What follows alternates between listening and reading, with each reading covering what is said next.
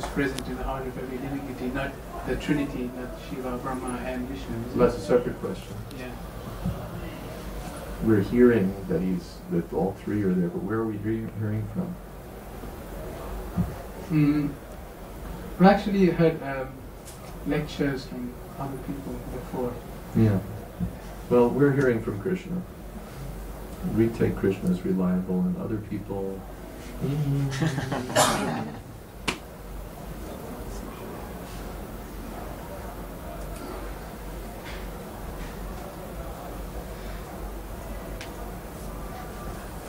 Thank you, Maharaj.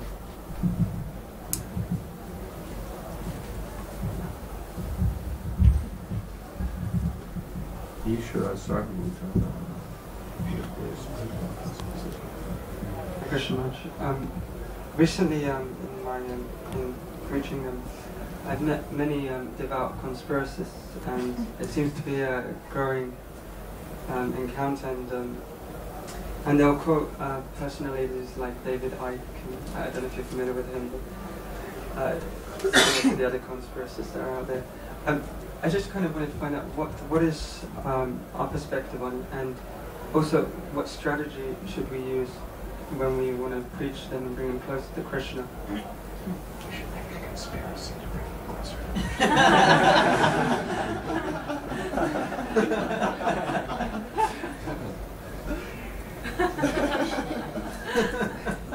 Can you tell me in private?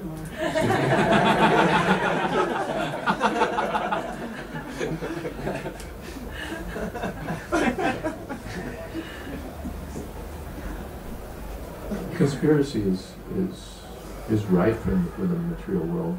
Anytime two people choose to put something over on someone else, it's a conspiracy. As soon as two people plan to commit a murder, it's a conspiracy. 2 people or 3 people or 5 people plan to rob a bank, it's a conspiracy. This whole Enron thing, the top executives were conspiring.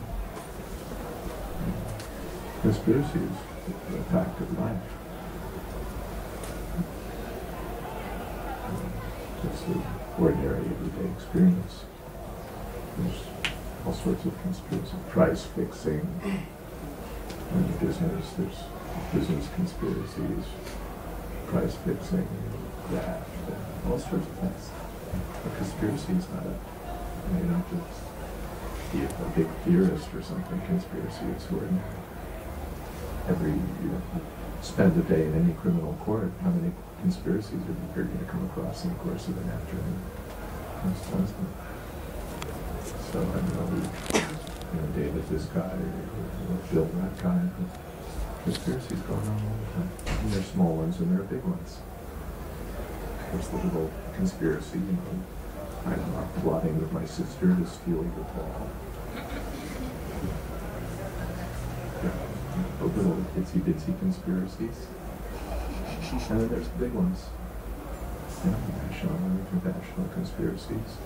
Read Greek history, read Roman conspiracy. The Trojan horse, that was a conspiracy. All the best political strategies generally involve conspiratorial ones. Spies were part of the peace and army. And spies were always conspiratorial.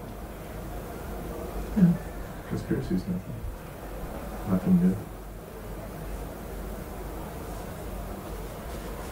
The theory that there's no conspiracies in the world would be a very weird theory. But to be a non-conspiracy theorist, that would be really weird. This has nothing to do with Krishna consciousness, unless we bring it up to the level of chapter 16 of Bhagavad Gita, the divine and demonic natures, where we understand from Krishna that there are persons who are vicious, filthy, greedy to an unbelievable extent, angry, lusty, and who will do anything for power, for sense gratification. And when you take it that there are people like that, in the highest positions, then you'll get potential for very great conspiracies. And some of them, of course, there's a lot of conspiracy talk, and so much of it is bunk. Finally, it's Maya's conspiracy to bewilder everyone so that they forget Krishna. Anyway, conspiracy. If you want to read a nice conspiracy theory article, you can go to my website, shayswami.info/9/11. Good conspiracy theory articles. Otherwise, we have our own conspiracy. Distribute books, distribute chanting, distribute prasadam.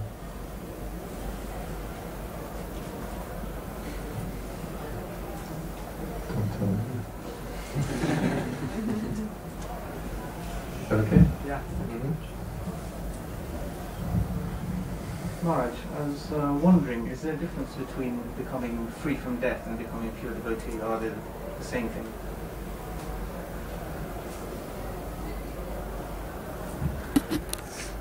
Well, they're different things, of course. But if you become a pure devotee, you'll become free from death. Does the opposite work as well? If you're free from death, you necessarily can you be something else and still be free from Yeah, you can be a Mayavadi and become free from death. But then, eventually you'll fall down again. So it's sort of technical freedom from death. Or contingent or temporary freedom from death.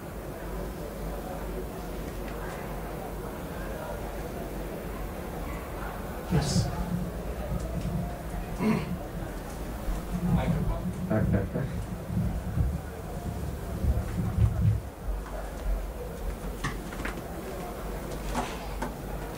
think we wait 1.5 minutes.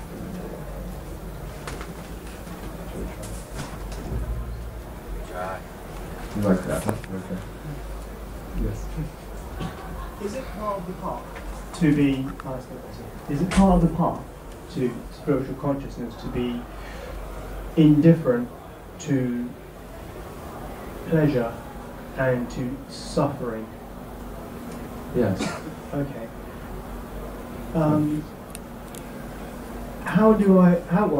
Okay, I'll phrase it from my perspective. How would I overcome the stage of being indifferent to the results of my action, be they, or if they cause pleasure or they cause pain? How do I get past that particular stage if I've got nothing to measure my actions? I'm not sure I've got your question. How do I go beyond that indifference to the next stage? Is that your question? That's right, yeah. If I'm completely indifferent to whatever I do, and I don't feel anything at all, it's as well, this is what, exactly. Right. How do you move past that? One gets past that by Krishna consciousness. That on the impersonal platform, or just on the platform of my goal is to be indifferent. Let's say that's my idea of spiritual advancement, that I want to achieve the stage of being equal in happiness and distress, equal toward pain and infinity, equal toward wealth and poverty. I want to become indifferent to all material circumstances. Then when I achieve that, well, now where am I? Well, I'm indifferent to everything, so I'm sort of limp. But if my goal is beyond mere indifference, if my goal is to be connected with Krishna, to revive my relationship with Krishna, then indifference is an automatic consequence of that. Suppose you're a marathon runner and you're really running and you've got a goal and you're got a shot at being the winner of the race and all of that kind of stuff. And let's add it up a little more and say you're 30 feet from the goal line or something. And then somebody offers you your favorite dessert or something. You're going to be indifferent